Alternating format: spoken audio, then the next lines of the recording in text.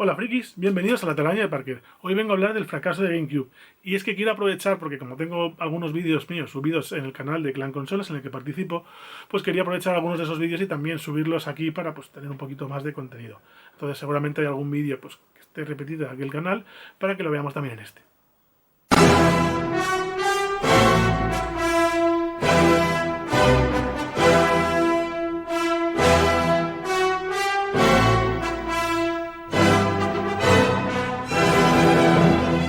Quiero hablar del fracaso de la GameCube. Además no es un tema nuevo para mí, no el fracaso de la GameCube en particular, sino el tema de los fracasos, porque ya tengo unos vídeos que hice en mi canal hablando del fracaso de la Wii U, que es una consola que yo creo que no se entendió muy bien, pero que me parece una consola muy infravalorada, hasta cierto punto muy parecido a lo que le pasa a esta GameCube, que es una de mis consolas favoritas, bueno, como todas las de Nintendo. Y tengo que reconocer que pues no fue un éxito, las cosas como son. Vendió 21,7 millones de consolas, pues una de las consolas menos vendidas. Y esto la sitúa en una franja de consolas que son básicamente fracasos, pues junto a, por ejemplo, la PS Vita o la propia Wii U de la que te comentaba antes, que son otras de esas consolas que a mí me gustaron mucho, las dos, además, y que no supieron entender.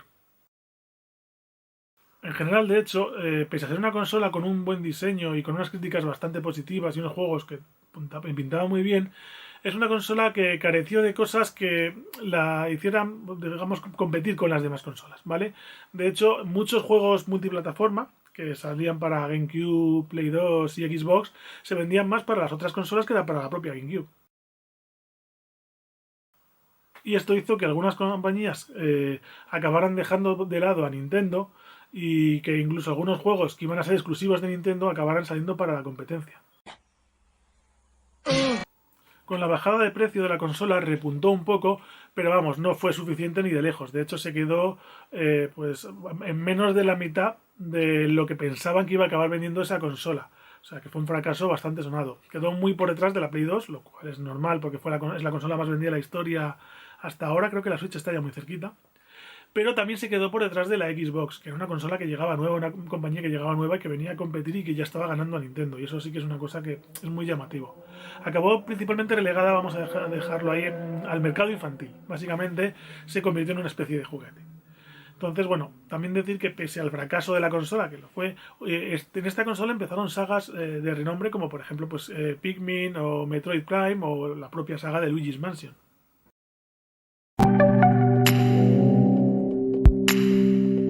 En cuanto a los motivos del fracaso de la consola, pues seguramente fueron muchos. De hecho, ahora voy a ir citando algunos de los motivos que considero que pudieron influir mucho, pero lo más probable es que al final fuese un cúmulo de todos estos motivos que iré mencionando. Por ejemplo, el hecho de ser la última consola en salir al mercado en gran parte del mundo, pues hizo que ya un parque de consolas estuviese establecido de las otras. También decir que pues un diseño que aunque muy cuidado, como ya he dicho, da un aspecto como más de juguete y que las desarrolladoras se quejaban de que no tenía un arma secreta, de que no tenía algo que la diferenciase y que le ayudase a competir porque no lo tuviese la competencia. Un gran hándicap, y este yo creo que sí fue fundamental, es el formato de los juegos. El mini DVD este de Nintendo era, pues para empezar, más pequeño, no solo en tamaño, sino en capacidad, 1,5 gigas frente a los 4,7 de un DVD normal. Eso además de esto, decir que encima eran más caros de producir porque como eran un soporte propietario de Nintendo, o sea, la patente la tenía Nintendo, por así decir, tenían que pagarle a Nintendo y te salía más caro hacer el juego para Nintendo que para otros formatos. Entonces, claro, entre esas dos cosas y que encima la consola no podía reproducir DVDs, que estamos hablando de una época en la que los DVDs estaban muy de moda y además los reproductores de DVDs eran bastante caros. Entonces, claro, las otras dos consolas, aparte de ser una consola, eran un reproductor de DVDs y la Nintendo no, y eso también la lastró bastante. Y sorprendentemente el mando de la GameCube que mucha gente alaba y que a mí me gusta mucho, es verdad que tiene un problema, y es que en esta época sobre todo, había muchos juegos que eran multiplataformas, y claro, si tú tienes un mando, dos mandos como son los de la Play y la Xbox, más o menos parecidos, y un mando como el de la GameCube, que es muy distinto, con unos tamaños asimétricos de los botones, una serie de cosas especiales y distintas, que están muy bien para tus juegos, pero que complican a las desarrolladoras, pues llevar el juego que han hecho para pues Play o Xbox a esa consola cuando el mando pues no va a adaptarse igual de bien que en los otros casos. Entonces el mando también fue un pequeño hándicap en ese sentido. Y luego el color de salida, el índigo, esta especie de morado, mucha gente lo vio como un color como más para chicas, cuando en realidad pues el enfoque de los videojuegos era más para chicos. Y bueno, pues también fue un error que le daba también ese aspecto de juguete que hemos dicho al principio, que básicamente pues se fue sumando todas estas cosas y acabó pues lastrando el devenir de la consola. El concepto que tenía la gente de Nintendo en aquel entonces era que era una consola infantil para niños. Y de hecho Hideo Kojima comentó en una entrevista que él no se fija tanto en la potencia de la consola cuando va a producir un juego como en el público que tiene. Y entonces, claro, él pensaba que no iba a hacer un juego de Metal Gear o de lo que fuera para una consola de Nintendo, ya que al final está enfocado a niños y sus juegos eran generalmente más enfocados a adultos.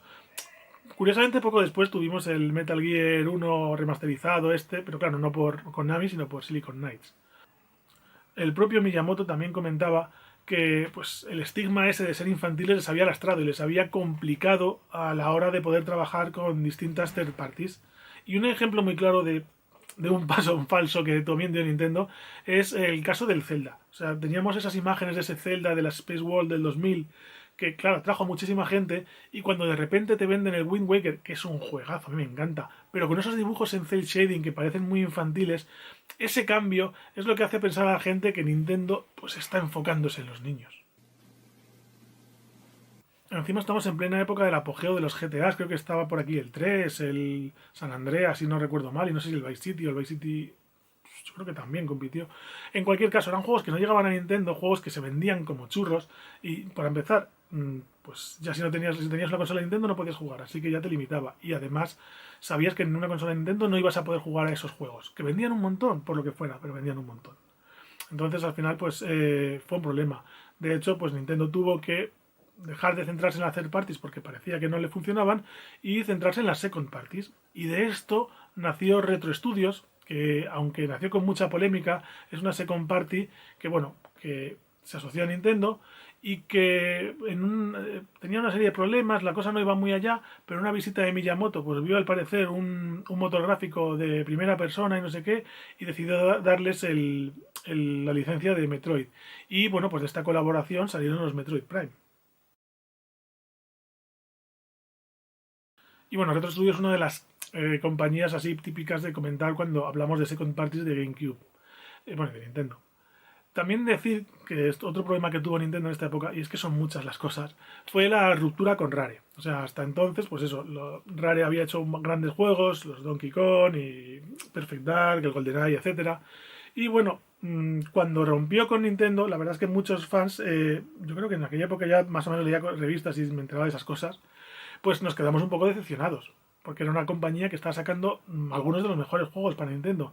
De hecho, tenía varios juegos en producción para la GameCube que al final nos salieron muy pocos. El último juego de para GameCube de Rare fue el Star Fox Adventures, una carta de despedida preciosa para mi gusto, porque es un juegazo increíble.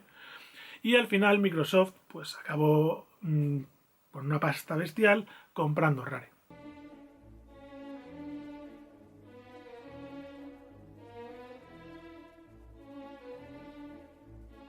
Y para 2003 ya apenas se vendían consolas. Las tiendas o las retiraban o las rebajaban. Las third parties huían de ellas. Y pues en 2004 ya Nintendo desistió y decidió terminar con el proyecto y centrarse en la siguiente consola. La siguiente consola tenía que ser un giro de timón bestial. Dejaron de pensar en la potencia, no tenía que ser la clave, y tenían que centrarse en la jugabilidad.